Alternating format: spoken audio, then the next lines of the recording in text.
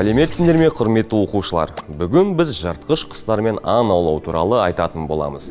Қазақ халқы ежелден көшпелі өмір салтын ұстанып, аңшылықпен айналысқан. Адамдар табиғатпен үйлесімді өмір сүруді, оның сұлулығын құрметтеуді, жануарлар мен құстарға қамқор болуды үйренді.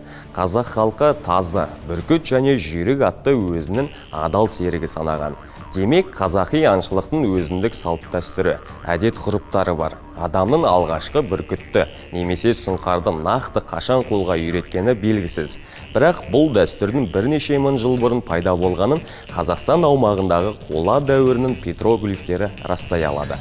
Құстармен аң аулауды саят құру деп атаса, аңшыларды бүркітші дейді. Бұл кісілерді ерекше құрметтеп, олар туралы күй шығарып, оларға айтыстар арнаған. Балаларға олар жайлы ертегі айтып, бүркітшілерді үлгі еткен. Сондай бүркітшілердің бірі Жалайыр Шора туралы «Аспанда ұшсам қанатым талат, жерге түссем Жалайыр Шора алат» деген әңгіме бар. Бір қызығы, Қазақстанның әр өңірінде аң аулау үшін әр түрлі құстар пайдаланылады. Мысалы, солтүстікте бүркітпен, оңтүстікте қаршыға және сұңқармен аң аулайды. Өйткені әр құс әр түрлі жануарларды аулауға бейімделген. Бүркіт қоянды, түлкіні, тіпті қасқыр аулауға жарамды.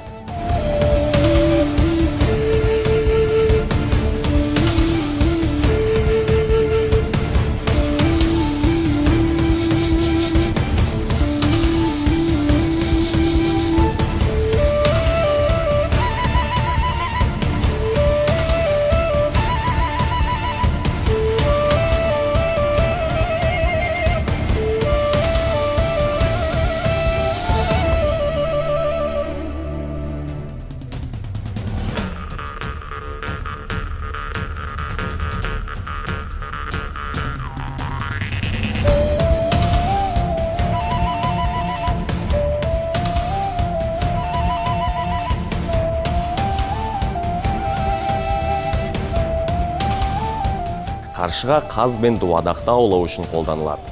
Қырғи әдетте қоян аулауға жақсы. Сұңқар кішкентай құстарды аулауға өте ыңғайлы. Қазақ халқы бүркітті ең күшті, батыл және ақылды құс санайды. Ертеде аң аулайтын құсты сатып алуға кез келген адамның шамасы жете бермейтін. Жақсы бүркіт 5-6 түйе, сұңқар 1-2 түйе тұратын. Құстың бағасы оның қолға үйретіп, асыраудың қиындығына да байланысты болды. Жыртқышты қолға үйрету өте қиын іс. Бұл құстар еркіндікте өскендіктен оны бағындыру жолында бүркітшілер көп еңбек етеді. Алдымен құстың балапанын ұясынан ұрлап шығады. Балапан адамға тез үйреніп, көп ұзамай жеңіл тапсырмаларды орындай бастайды. Ересек құстарды да жаттықтыруға болады. Бірақ бүркіттің аяғына тұсау салып, басына былғары қалпақ кигізу және жаттығулармен шаршату арқылы олардың ерік жігерін басып тастауға болады. Бұл кезде құсты тамақтандырмайды, су бермейді, ұйықтатпайды. Осындай сынақтан кейін ең мықты деген құстың өзі адамға бағынышты болып шыға келеді. Тағы бір маңызды мәселе, құс әлсіреген кезде бүркітшілер оны қолдан тамақтандырады. Бұл ең шешуші кезең. Осы кезде ғана құс адамға үйреніп, көп ұзамай жаттығу басталуы мүмкін. Үйретілген құс өзін сабырлы ұстайды. Сондықтан ол біреуді тістеп алады немесе біреуге зиян келтіреді деп қорықпай, құсты алып адамдар көп жүретін жерлерге де баруға болады. Жыртқыш құстармен аң аулау дәстүрі күні бүгінге дейін сақталған.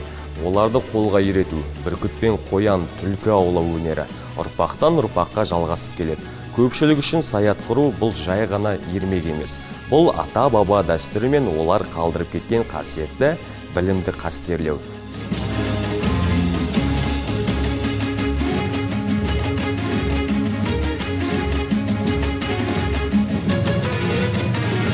Балалар, ал сендер бүркітпен аңға шығар ма едіңдер?